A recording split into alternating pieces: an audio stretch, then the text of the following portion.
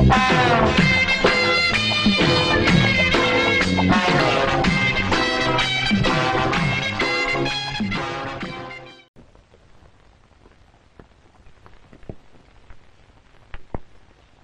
பேர் என்னப்பா? பாவடசாமிங்க. சரி, உனக்கு என்ன பிரச்சனை? எனக்கு ஒண்ணும் பிரச்சனை இல்லைங்க. பிரச்சனை போற சம்சாரத்துக்கு தான். நீங்க ஊர்லயே பெரிய மனத்து டாக்டர்னு எல்லாரும் சொன்னாங்க. அதனாலதான் உங்களை பார்க்க வந்திருக்கேன். எங்க உன் சம்சாரம்? வெளியே நிக்கிறா, கூப்பிடுறேன். நீங்களே அந்த அக்குறுமத்தை பாருங்க. அருந்ததி, அடி அருந்ததி. குட் மார்னிங் டாக்டர் அம்மா. Good morning. ஏன் உன் பொண்டாட்டி புடவை கட்டிக்காம கையில வச்சிட்டு இருக்கா? அதை ஏன் கேக்குறீங்க? எங்க அம்மா, பெரியம்மா, அக்கா, தங்கச்சி எல்லாரும் கட்டி விட போனா அடிக்கிறான், மேல வந்து கடிக்கிறான். சொல்லியும் பாத்துட்டேன், திட்டியும் பாத்துட்டேன், கேட்க மாட்டேங்கிறா. அருந்ததின்னு பேரை வச்சுட்டு இப்படி அரையும் குறையமா தெர்றாளே. எங்க வியாதி முத்தி பாவடையும் காட்டி போட்டுட்டு வீதியில் ஓடிடுவான்னு பயமா இருக்கு. இந்த ஒரு குறைய தவிர மத்தபடி உன் பொண்டாட்டி உங்ககிட்ட ஒழுங்கா நடந்துக்குவாளா? என் பொண்டாட்டி ஒழுங்கா புடவைதான் கட்ட மாட்டாள் ஒழிய ஒழுக்கத்துல பொம்பளை கண்ணகி. அப்படியா? எப்ப இருந்து இப்படி நடந்துக்கிறா? ஒரு நாள் ஷூட்டிங் பாக்குறதுக்காக என் சொந்தக்காரங்களை கூட்டிட்டு ஸ்டுடியோவுக்கு வந்தா. அங்க என்னை பார்த்ததுமே சேலையை ஒத்து போட்டா சண்டாளி. நீ எதுக்கு ஸ்டுடியோவுக்கு போன? நான் சினிமா ஸ்டுடியோவுல உடை அலங்கார நிபுணரா இருக்கம்மா. படங்கள்ல நடிக்கிற நடிகர் நடிகைகளுக்கு துணி வச்சு கொடுக்கறாங்க என் வேலை. ஸ்டுடியோல உன் சம்சாரம் ஒன்ன பாக்கும்போது நீ என்ன செஞ்சிட்டு இருந்த? மேக்கப் ரூம்ல கவர்ச்சி நடிகை மினிராதா இவ மாதிரியும் நின்னுகிட்டு இருந்தாங்க. நான் உங்களுக்கு புடவை கட்டி விட்டுட்டு இருந்தேன். அத உன் சம்சாரம் பாத்துருக்கா இல்லையா? ஆமாங்க, உத்து உத்து பாத்துக்கிட்டு இருந்தா. பாவடசாமி, அது வேற ஒண்ணும் இல்ல. உன் மனைவி பொசசிவ் நேச்சர் உள்ளவ. நடிகைகளோட உடல் அழகுல மயங்கி எங்கே நீ அவளை கைவிட்டுட்டு போயிடுவியோங்கிற பயம். அவ தன்னுடைய அழக எப்பவுமே உன் கண்ணுக்கு காட்டிக்கிட்டு இருக்கணுங்கிற எண்ணம். அது மாத்திரம் இல்ல, இன்னொருத்திக்கு புடவை கட்டி விடுற புருஷன் தனக்கும் தான் கட்டி விடட்டுமேங்கிற உரிமை. அதத்தான் அவன் எதிர்பார்க்கிறா. இனிமே உனக்கு புடவை கட்டின பொண்டாட்டி தான் வேணும்னா நான் சொல்றபடி செய்யணும். என்ன செய்யணும்னு சொல்லுங்க, செய்யறேன்.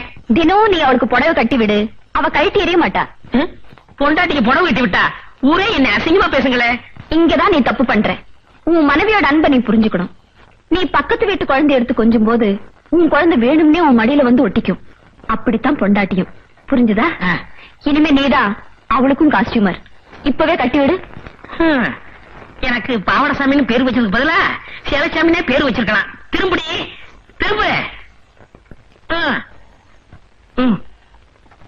கட்டிக்க.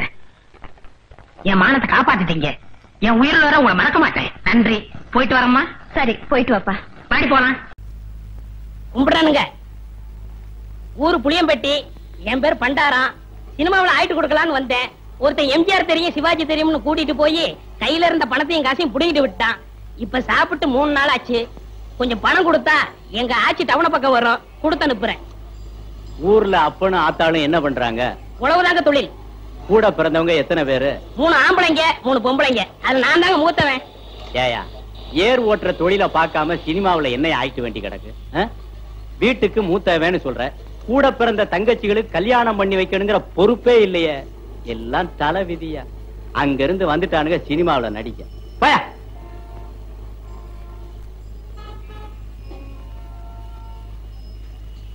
கும்பிடுறனுங்க. நல்லாரு நல்லாரு. ஊர் புளியம்பட்டி.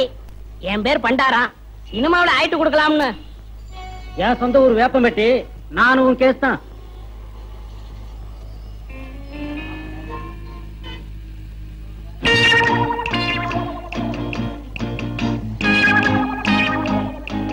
மிஸ்டர் புளியம்பட்டி, உங்களுக்கு தான் சார். நானா சார்? வாங்க, நீ வாங்க.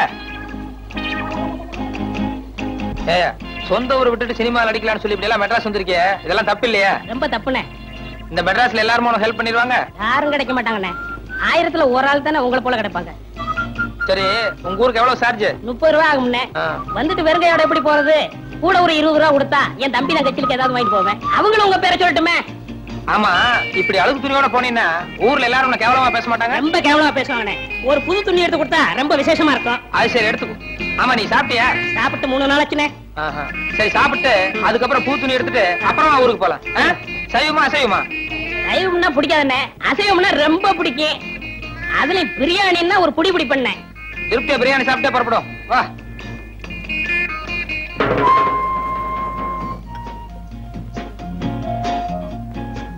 என்ன சாப்பிடுற? சூடா என்ன இருக்கு? அறை இருக்கு. ஏயா, நேத்துல இருந்து ஒண்ணுமே சாப்பிடல. என்ன ஒரே ஒரு இட்லி வாங்கி கொடுத்தா போதும். இப்ப சூடா கேக்குதோ? இல்ல சாப்பிடுறோம். கொஞ்சம் சூடா சாப்பிட்டா நல்லா இருக்குமே. அதான் கொஞ்சம் இடம் கொடுத்தா போதுமே, தலைக்கு மேல ஏறிடுவீங்களே. என்னப்பா என்ன இருக்கு? Parotta, biryani, chicken fry, chicken masala, fish item, ginger chicken, chilli chicken, mutton fry, mutton masala, omelette. நீ புதுசா? ஆமாங்க. அதான் திணறேன். சரி, நான் சொல்ற மாதிரி செய்ய. 2 புரோட்டா மட்டும் எனக்கு எடுத்துக்கோ. இப்பதான் நான் வீட்டுல சாப்பிட்டு வந்தேன். இவருக்கு சிக்கன் பிரியாணி, மட்டன் மசாலா, அப்புறம் முட்டை பரோட்டா, அப்புறம் மீன், கருவாடு, இன்னும் என்ன இருக்கோ மனம் போல கொண்டு வா. சரி அண்ணே, சத்தியமா சொல்றேன், என் வாழ்க்கையில உங்களை மறக்கவே மாட்டேன். இது சத்தியம். கவலையே படாத, நீ என்ன மறக்கவே முடியாது. ஏன்னா இந்த அளவுக்கு மெட்ராஸ்ல உனக்கு யாரும் செய்யவே முடியாது. அண்ணே, ஊருக்கு போய் பணம் அனுப்புறேன், உங்க அட்ரஸ் கொடுங்க. அட்ரஸா? நோ நோ நோ, எனக்கு விளம்பரம் எல்லாம் பிடிக்காது. நான் எப்பவும் பிரதிபலன் எதிர்பார்க்க மாட்டேன். சில நேரங்கள் அதான் தேடி வர்றது உண்டு. இன்னும் நேரம் ஆக ஆக என் பெருந்தன்மையை பத்தி நீ தாராளமா புரிஞ்சுக்குவேன். ம் ம் ம் ம்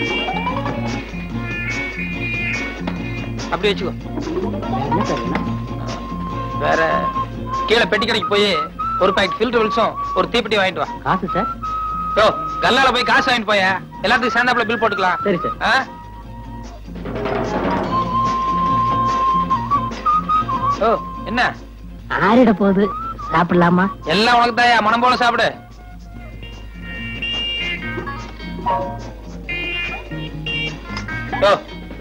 ஒரு கையால சாப்பிடியா?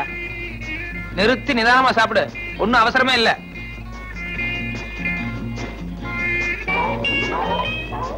சாப்பிடு சாப்பிடு.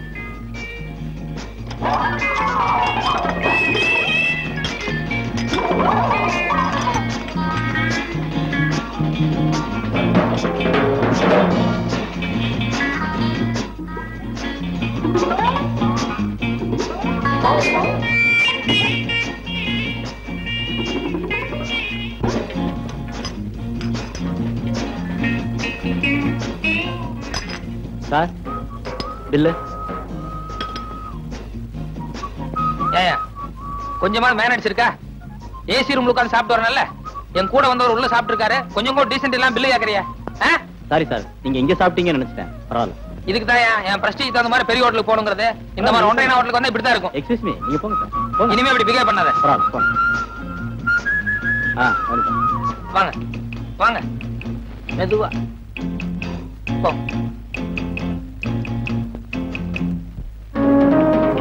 சார், சத்தியமா அந்த ஆளு யாருன்னு தெரியாது சார். என்னை ஏமாத்த இங்க கூட்டிட்டு வந்துட்டான் சார்.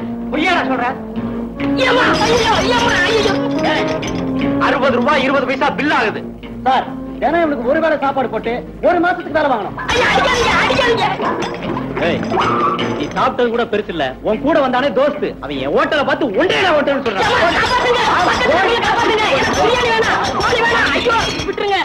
கையெடுத்து கும்பிடுறையா, காலங்காத்தால தகராறு பண்ணாதையா. நான் பிள்ளை குட்டிக்காரையா, மீட்டரை பாரியா. 22 ரூபா 40 காசு ஆச்சு. 2 ரூபா 40 காசு குறைச்சிக்க. 20 ரூபாயா குடியா போதும். இந்த பாரு தம்பி, காதுல கடக்கம் போட்டிருக்கேன், கொண்டையில பூ சுத்தி இருக்கேன். இதெல்லாம் பார்த்துட்டு என்ன சிலுவானமா ஏமாத்திடலான்னு மட்டும் நினைக்காத. அதுக்கு வேணானா பாரு. நான் எங்கேயோ உன்னை ஏமாத்துறேன், நீதாயா என் வயத்துல அடிக்கிற. கொஞ்சம் யோசனை பண்ணி பாரியா. காலையில 6 மணிக்கு வண்டியில ஏறினேன், இப்ப மணி 8 ஆகுது. 2.5 மணி நேரமா பையன் படிக்கிற காலேஜ், பர்மா பஜார், பீச்சுன்னு சுத்தினேன். மீட்டர்ல 22 ரூபா 40 காசு ஆகாதையா. யோ, என்ன அள்ளி முடிஞ்சவன் நினைச்சிட்டு இருக்கியா? என் சொந்த ஊர் ஆண்டகாம்பாளையம். அங்கிருந்து கோயம்புத்தூர் 10 மைல். கோயம்புத்தூர்ல இருந்து மெட்ராஸ் 365 மைல். ஆக மொத்தம் 375 மைல். நேற்று ராத்திரி தான் கோயம்புத்தூர்ல இருந்து புறப்பட்டு இங்க வந்து இறங்கியிருக்கேன். ரயில்வே கட்டணம் எவ்வளவு தெரியுமா? 28 ரூபா 30 காசு. ரயில்ல ஃபேன் இருக்கு, படுக்க பெஞ்சு இருக்கு, பேச்சு துணைக்கு ஆள் இருக்கு, கக்கூஸ் இருக்கு. இவ்வளவு வசதி செஞ்சு கொடுத்து 12 மணி நேரம் விடிய விடிய ரயில ஓட்டி காலையில கொண்டாந்து விட்டுருக்கான். அவனே 28 ரூபா 30 காசு வசூலி பண்றான். நீ என்னடான்னா இந்த மெட்ராஸ்ல இருக்கிற பர்மா பஜாரு, என் பையன் படிக்கிற காலேஜ், அங்க இங்கன்னு சுத்தி 2 மணி நேரம் வண்டியில இருந்ததுக்கு 20 ரூபா கேக்குற. யாரு அப்பா சம்பாத்தியம் பண்ணதுன்னு நினைச்சிட்டு இருக்க? என்ன இழுச்ச வாய் நினைச்சிட்டு இருக்கியா? ஓஹோ, காலங்காத்தால ஏன் கழுத்த இருக்கிற? எனக்கு ஒரு அவசரத்துக்கு. ஐயோ ஆட்டோக்காரர், எவனால ஒருத்தன் கிராமத்துல இருந்து மெட்ராஸ் வந்தா இப்படித்தான் மிரட்டா? அவர் குடும்பத்தை வாங்கிட்டு போயா? ஏன் அப்படி எல்லாத்துக்கும் தகராறு பண்றீங்க? மெட்ராஸ் பேரையே கட்டுறீங்க போல இருக்க. பாத்தியா, யோ நமக்குள்ள என்ன தகராறு ஏதுன்னு சாரிக்காத அந்த ஆளு வந்த உடனே எவ்வளவு பெரிய நியாயம் சொல்லிட்டு போறாரு பத்தியா? அவர் பெரிய மனுஷனா நீ பெரிய மனுஷனா? ஐயோ யோ உன்கிட்ட பேசுறது எனக்கு சக்தி இல்லையா. இப்ப எவ்வளவு தாயா தர்றேங்கிற? இந்த பாரு தம்பி, நான் 20 ரூபா தர்றதுன்னா சேலத்துல கொண்டு போய் விட்டுரு. அங்கிருந்து 8 ரூபாய் தான் நான் போய்க்கிறேன். இங்கே இறங்குறதுன்னா 2 ரூபாய்க்கு மேல ஒரு பைசா தர மாட்டேன். ஐயோ இன்னைக்கு யாரு முகத்துல முடிச்சனோ? ஐயோ ஐயோ இந்தாயா வச்சுக்கையா, இந்தாயா இத வச்சுக்கையா, போயா ஊர் போயிட்டாரியா, சாப்பிட்டு சாப்பிட்டு என் பேர சொல்லி ஊர் போயிட்டாரியா, போயா நல்லா போயா. ஐயோ ஐயோ ஐயோ ஐயோ ஐயோ. அவ்வளவுதான் காட்ட முடியும், அதுக்கு மேல காட்ட முடியாது. மத்த கம்பெனிகள் காட்டலாம், ஆனா எங்க கம்பெனி காட்டாது.